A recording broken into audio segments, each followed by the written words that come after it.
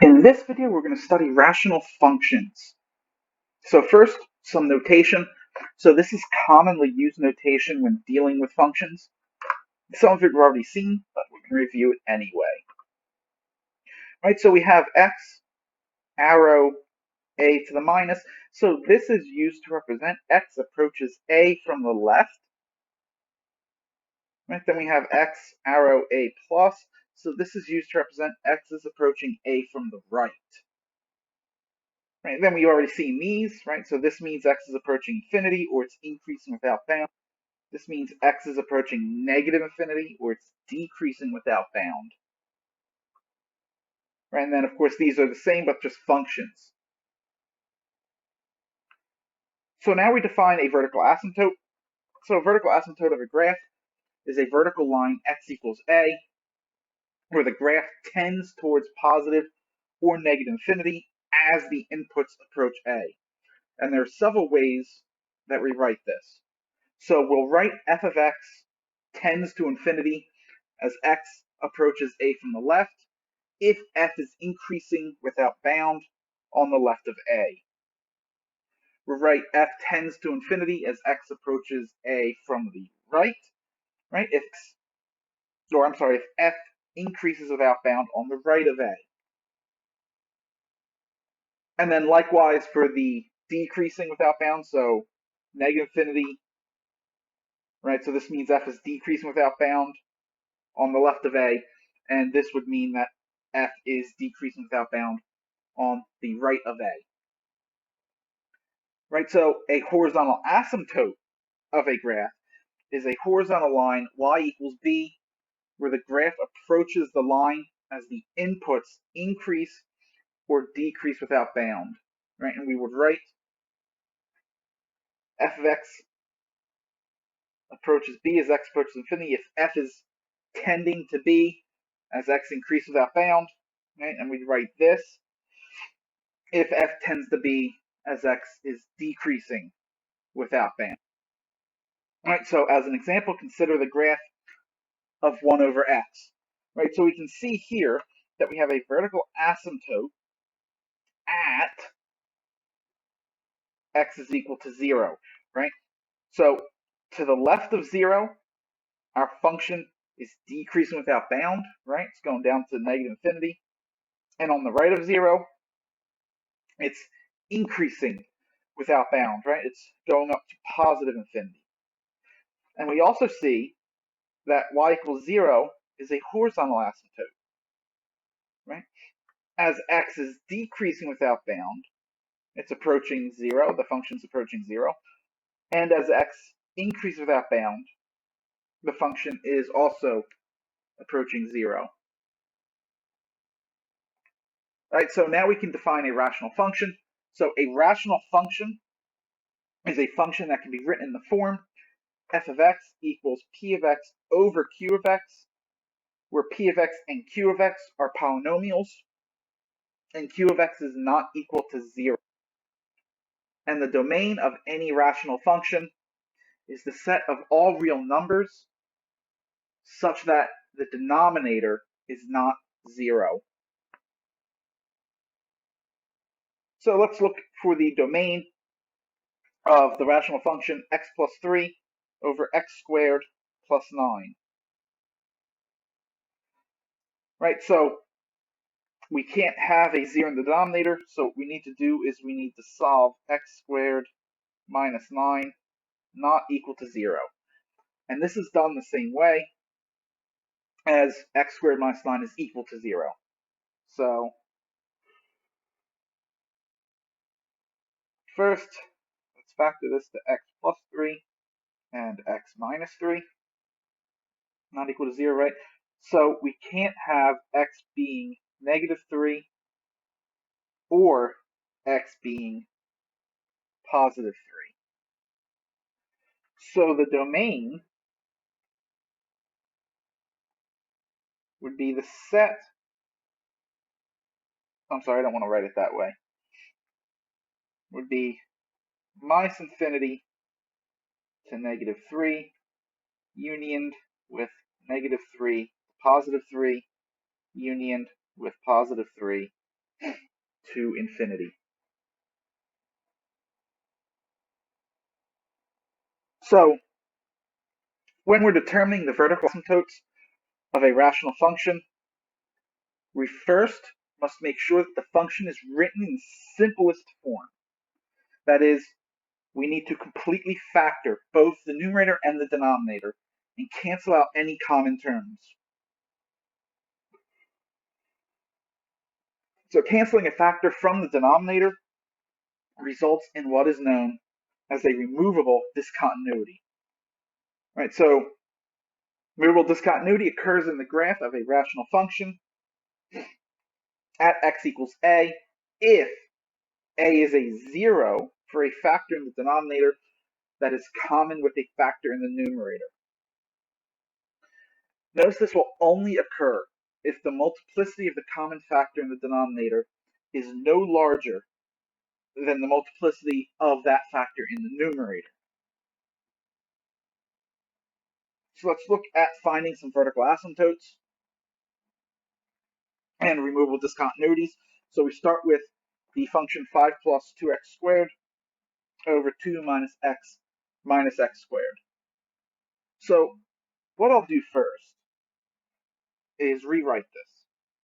Right, so I like having that 2x squared out in front in the numerator. And I also want my x squared to be out in front in the denominator. However, it's going to be negative. And we don't like that. So why don't we just factor a negative out of the denominator? And then we can write it as x squared plus x minus 2. This will just make factoring it easier, right? Now, 2x squared plus 5, that cannot be factored. So that's going to stay as 2x squared plus 5. Now we can factor this denominator, right? This will factor to x. So factors of 2 when subtracted give you 1 is 1 and 2, and the higher would take the plus. Well, we can see that there's no common factors. So we're going to have two vertical asymptotes. One at x equals negative 2, and one at x equals positive 1. And since there are no common factors, we have no removable discontinuities.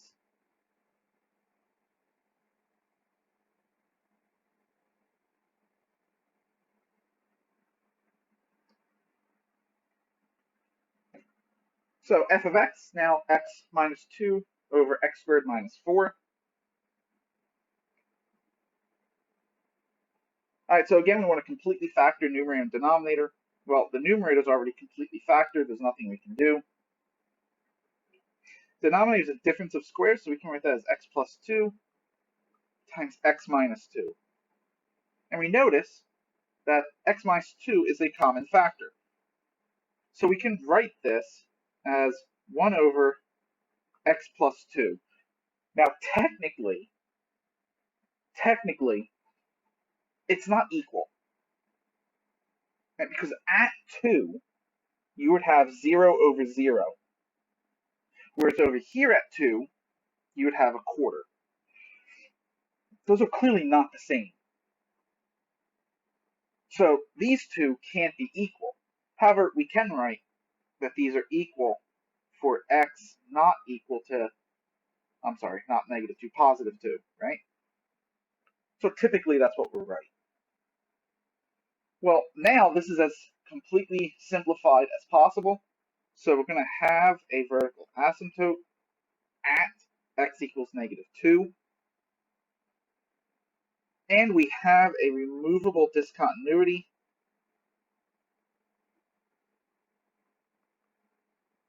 at the point 2, comma, 1/4. Right, all that removable discontinuity means is if we were drawing the graph, right, let's just say this is the 2/4 here, right? I don't know what the graph actually looks like. I'm just going to assume it does something like this. Right, so what we would do is at that point, we would just draw a hole and keep going.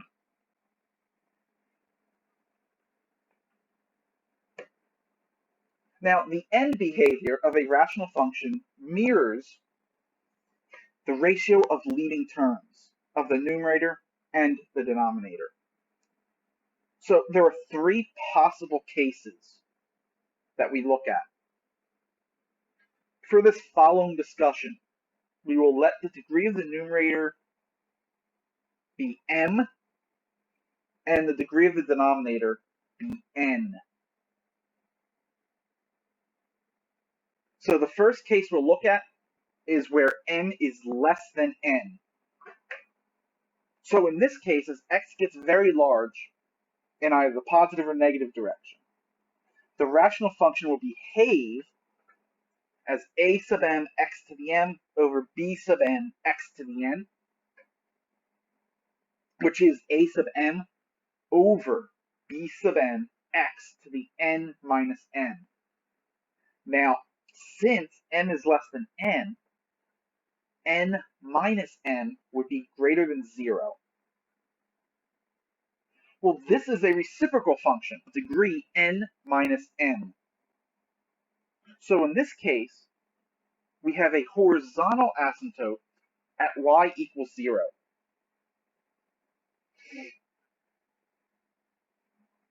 The second case we consider is where m is greater than n.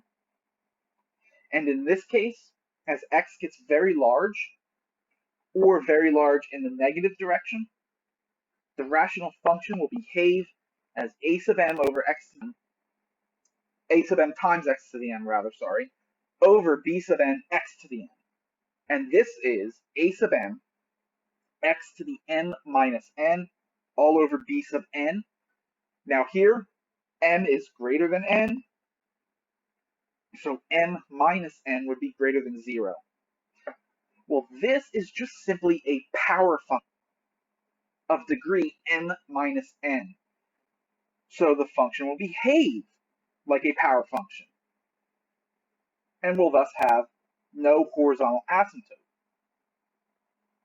Instead, it'll have what's known as a curvilinear asymptote. Now, curvilinear asymptotes can be rather difficult to analyze, so in this course we will ignore them. That is left for more advanced courses. There is one exception. If m minus n is 1, we will study this case. This has what's known as a slant asymptote or an oblique asymptote, right? The rational function will behave as a linear function, and we easily determine it by doing long division.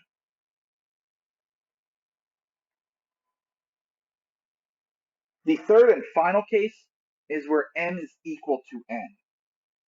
And in this case, as x gets very large either in the positive or negative direction, the rational function will behave as a sub m over b sub n. Well, this is just the horizontal line, y equals a sub m over b sub n. And so this would be our horizontal asymptote.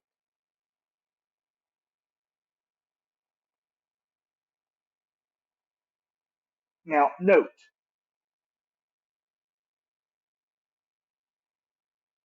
while a function cannot cross its vertical asymptote by its very definition, there is no such restriction on the horizontal asymptote. Why would a function crossing its vertical asymptote violate the definition of a function? Well, let's take a look. Let's say this is our vertical asymptote. Right? So that means that on one side or the other, the function must be increasing to infinity or decreasing to negative infinity. Without loss of generality, let's just assume that it'll be going towards infinity on the left-hand side. Now, let's say that it will cross the asymptote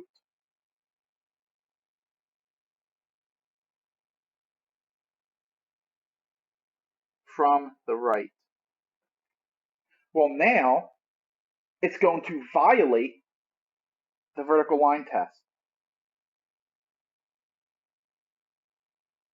However, a function can do this.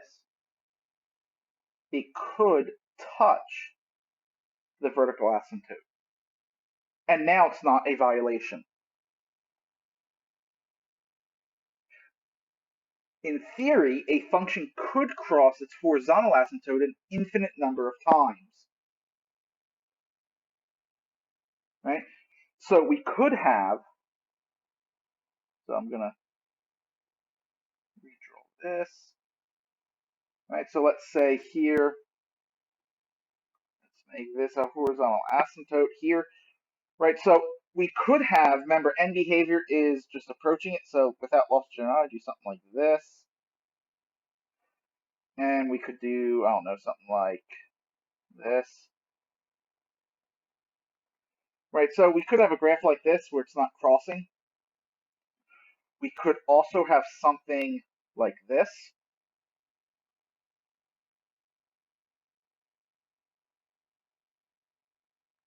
Right, well now it's crossing only at a single point.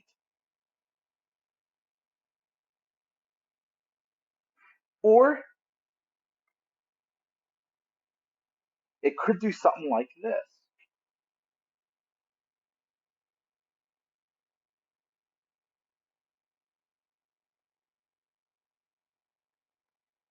And then keep going until at the very end,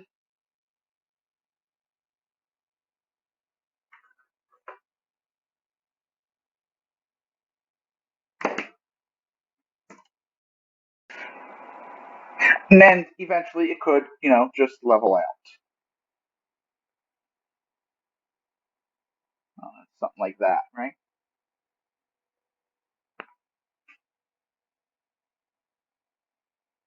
Now, to determine whether the function intersects with its horizontal asymptote, we just set the function equal to the asymptote and solve it for x.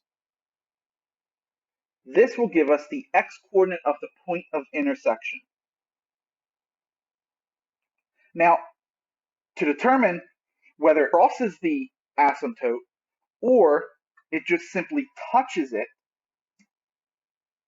we would take a look at a value that is slightly less than the x-coordinate of the asymptote or slightly larger than the x value or of the asymptote, the x-coordinate of the asymptote, and then compare them. Right? If it crosses it, it's going to wind up as shown here, right?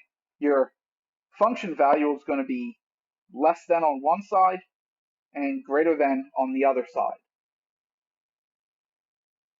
Right? And let's take a look at this in the next few examples. So we're going to identify any horizontal or slant asymptotes and then determine points of intersection if there are any. If there are, then we will determine whether it's just touching it at that point or it's crossing the asymptote at that point. So for here, 6x cubed minus 10x over 2x cubed plus 5x squared. The degree of the numerator is equal to 3, and the degree of the denominator is equal to 3. Right, so these are equal. So there will be a horizontal asymptote. Horizontal asymptote at y equals 6 over 2, which is y equals 3. Right, so to determine whether it's crossing it or touching it, or I'm sorry, just to even determine if there is an intersection point, we set it equal. So 6x cubed minus 10x over 2x cubed plus 5x squared. And we set this equal to 3. And now let's solve for x. So cross multiply, so we're going to have 6x cubed minus 10x is equal to 3 times 2x cubed plus 5x squared, which is 6x cubed plus 15x squared. This will give us that 0 is equal to 15x squared plus 10x. But this is equal to, we can factor out that 5x, and we have 3x plus 2 left over. This will solve into x is 0 or x is negative 2/3. However, x cannot be 0 because 0 is not in the domain. So we have a point of intersection when x is negative 3. I'm sorry, negative 2/3. So let's determine if it's crossing or touching. So let's take a value that's less than negative 2/3. So we'll do f of negative 1, let's say, and we'll get what? We'll get 6 times negative 1 cubed minus 10 times negative 1 over 2 times negative 1 cubed plus 5 times negative 1 squared. So we'll have negative 6 plus 10 is 4. Then we'll have negative 2 plus 5 is 3. So we have 4/3. And 4/3 is less than 3. All right, so now let's check a value that is to the right of negative 2/3. And it has to be to the left of 0 because 0 is a vertical asymptote. So let's take f of negative 1/3. All right, so if we plug this in, we will get negative 6 over 27 plus 10 over 3 all over negative 2 over 27 plus 5 over 9. And this is 7, and that is larger than 3. So it goes from under the horizontal asymptote to over the horizontal asymptote. So f of x crosses y equals 3 at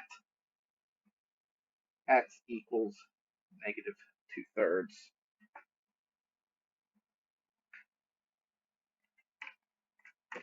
All right, so let's take a look at this one.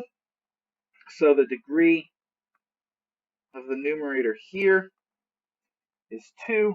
The degree of the denominator is 1. Degree of the numerator is larger than the degree of the denominator, so there's no horizontal asymptote. However, the numerator is only larger by 1. So we have a slant asymptote. To determine the slant asymptote, we just do long division. So we take x plus 2 into x squared minus 4x plus 1. All right, so we'll get x, then x squared plus 2x, subtract them out, we're left with negative 6x, so we need a minus 6 here, and we can stop right there. This is all we care about. So we have a slant asymptote at y equals x minus 6. Now we just need to determine if it intersects. So let me get rid of this division work.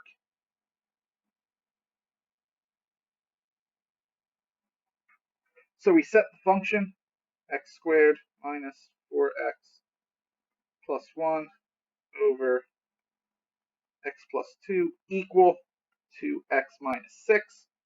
And let's see what we get. So this would mean that x squared minus 4x plus 1 is equal to x minus 6 times x minus 4, which gives us x squared minus, I'm sorry, I don't know where that x minus 4 came from. This should be an x plus 2. So x squared, then we have 2x minus 6x is minus 4x, and then minus 12. So what this says is 1 is equal to negative 12. And that is complete and utter nonsense. So this function is never going to intersect the slant asymptote. So f of x does not intersect y equals x minus 6.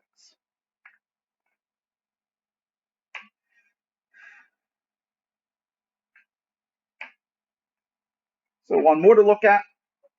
The degree of the numerator is equal to 2.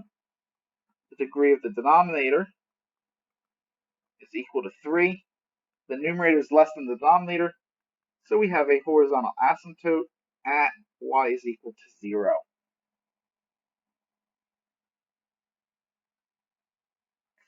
So same thing, we have to see if it's going to intersect. So let's set the function equal to 0 and solve. So this would mean that x squared plus 4x would have to be 0. Right? And this would mean that x times x plus 4 is equal to 0. So we're going to have either x is 0 or x is negative 4. Now, both of these are in the domain of f. So both of these are points of intersection.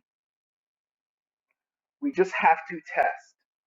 So let's take a point to the left of 0, a negative 1. If you plug that in, you're going to get a third, which is greater than 0. Now let's test f of 1. Plug that in, and we get 5/7. That is less than 0. So it will cross at at 0. So let's now look at f of negative 5. So that will give us negative 5 over 133, which is less than 0. Now let's look at f of negative 3. So this will give us 3 over 35, which is larger than 0. So it also crosses at negative 4. So f of x crosses y is equal to 0 at x equals 0 and x equals negative 4.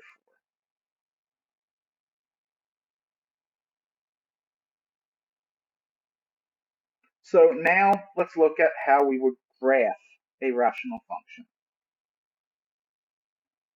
So the first thing we do is evaluate the function at 0 to find the y-intercept. Then completely factor both the numerator and the denominator. For factors in the numerator that are not common to factors in the denominator, we determine where each factor is 0, and this will give us the x-intercepts. Then find the multiplicity of these x-intercepts. This will tell us the behavior of the graph at the intercept. Right? Remember, if it's an odd multiplicity, it crosses it. If it's an even multiplicity, it just touches it. For factors in the denominator, note their multiplicities, or note the multiplicities of the zeros to determine the local behavior at the vertical asymptote.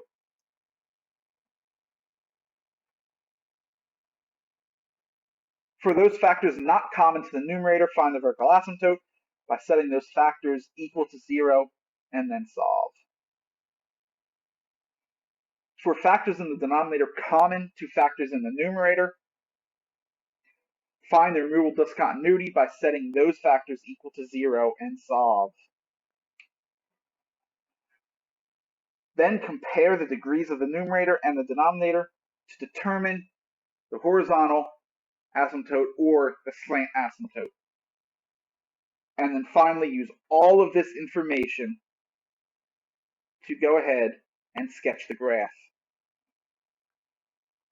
And so we are going to go ahead and sketch the graph of this rational function. So the first thing to do is determine the y-intercept by evaluating f of 0. Right, so this will give us 3. Now, let's completely factor the numerator and the denominator. Well, the numerator is easy to factor. The denominator, on the other hand, is not. So we'll have to use the techniques of the polynomial lessons to factor this.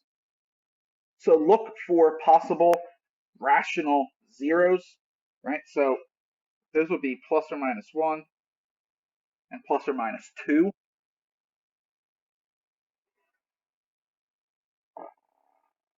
All right, so I'm just going to test negative 1.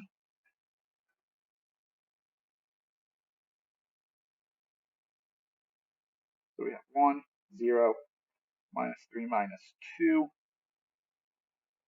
1,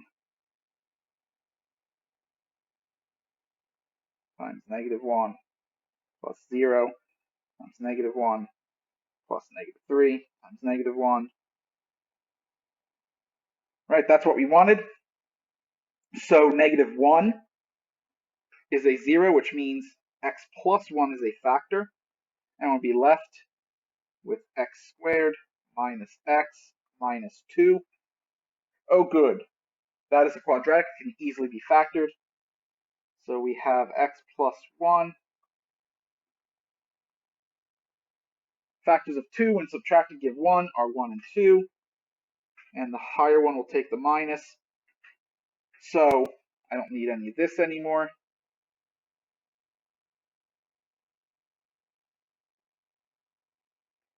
So this is equal to x plus 1 squared times x minus 2. And so the whole function itself can be written if we look at factoring the numerator. So factors of 6 when subtracted give 1 are 2 and 3, and the higher one takes the minus. So we have x plus 2 times x minus 3 over x plus 1 quantity squared times x minus 2. There are no common factors. So step 3 is to determine x-intercepts. So they are at x is equal to negative 2 and x is equal to 3. 4 is to determine the multiplicities. So do it up over here.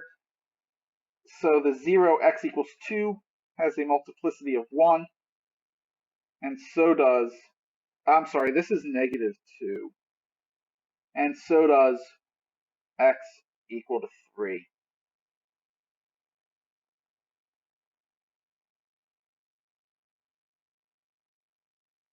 So 5 was to determine the multiplicities of the zeros of the denominator. Now x equals negative 1 has a multiplicity of 2. X equal to 2 has a multiplicity of 1. Since there are no common factors, we have two vertical asymptotes, one at x equals -1 and one at x equals 2. Since there are no common factors, there are no removable discontinuities.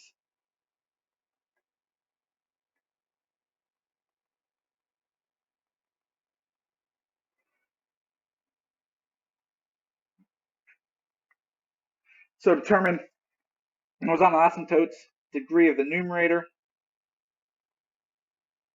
is 2, the degree of the denominator is 3, so the numerator is less. So we have a horizontal asymptote at y is equal to 0. And we can now go ahead and sketch the graph. So I will be back once I have drawn my coordinate system. All right, and I'm back with my coordinate axes.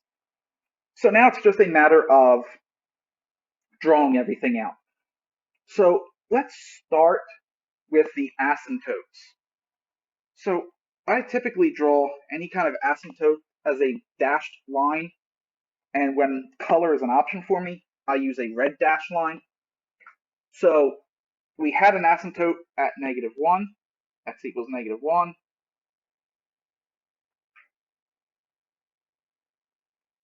So there's my asymptote. We had one at x is equal to 2.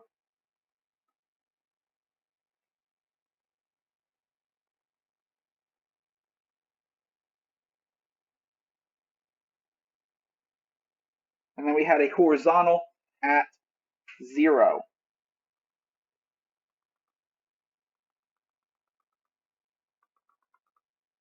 Right, which is the x-axis.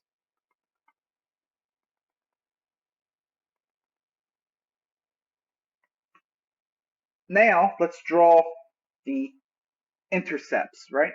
So we had an intercept at 0, 3, so right here. Oops. We had an intercept at x equals -2, and then at x equals 3. There's -2, there's 3. And we know that it's going to be crossing at both of the x-intercepts. So behavior at the vertical asymptotes at -1, this was multiplicity of 2. So it's going to do the exact same thing on either side. Well, how to determine if it's positive infinity or negative infinity?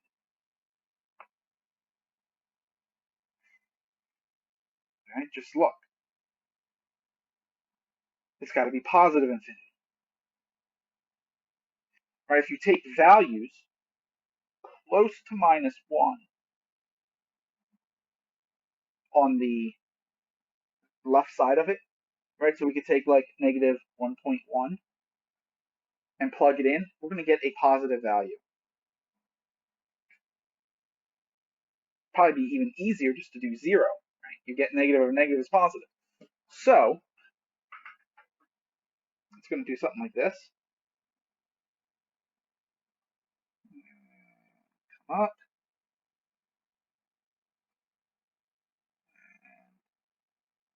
Just keep going up forever. And we know that it's got to do the same thing on this side. So it has to be increasing to infinity. It's got to cross at 3. And we know it cannot cross the axis again, right? Because there's no x-intercept here. So it would have to come down, cross.